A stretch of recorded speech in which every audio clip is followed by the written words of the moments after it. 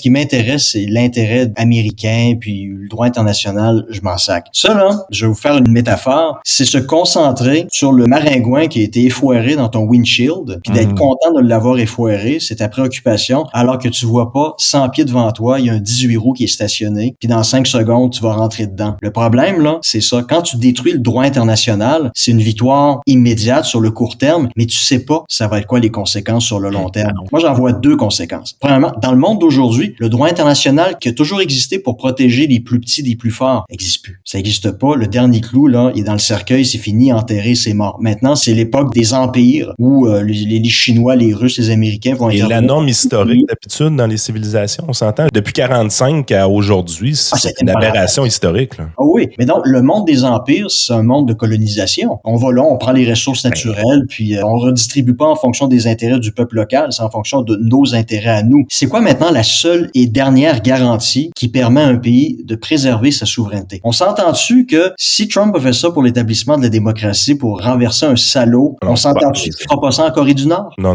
Pourquoi? Parce que la Corée du Nord a l'arme atomique, a l'arme nucléaire. Ouais. Dans le monde de 2026, ce qui devient la dernière garantie pour protéger la souveraineté d'un État, c'est de posséder l'arme nucléaire. Puis ça, en fait, c'est dans mon contexte parce que ça s'est passé il y a quelques semaines. Le président kazakh était à la conférence Valdai, la grosse conférence annuelle organisée par Poutine pour parler de relations internationales. Tokayev, le président kazakh, disait, dans le monde d'aujourd'hui, on n'a pas besoin d'armes nucléaires, on n'a pas besoin de grosses armées, on a besoin d'entretenir des bonnes relations commerciales, politiques avec tous nos voisins. C'est comme ça qu'on établit la paix. Poutine est assis à côté de lui, il laisse finir, puis là, il s'avance, il le regarde, puis il dit, ouais, c'est exactement ce que Saddam Hussein disait jusqu'en 2003. Boum! Ouais. Fait que là, aujourd'hui, on pourrait dire, c'est aussi ce que Maduro disait jusqu'au 3 janvier 2026. Maintenant, le message que ça envoie, c'est, tu veux te protéger, tu veux empêcher une puissance impériale de t'attaquer comme ça, va chercher l'arme. Fait que là, le monde qui s'est ouvert devant nous, ça peut mener à la prolifération des armes nucléaires.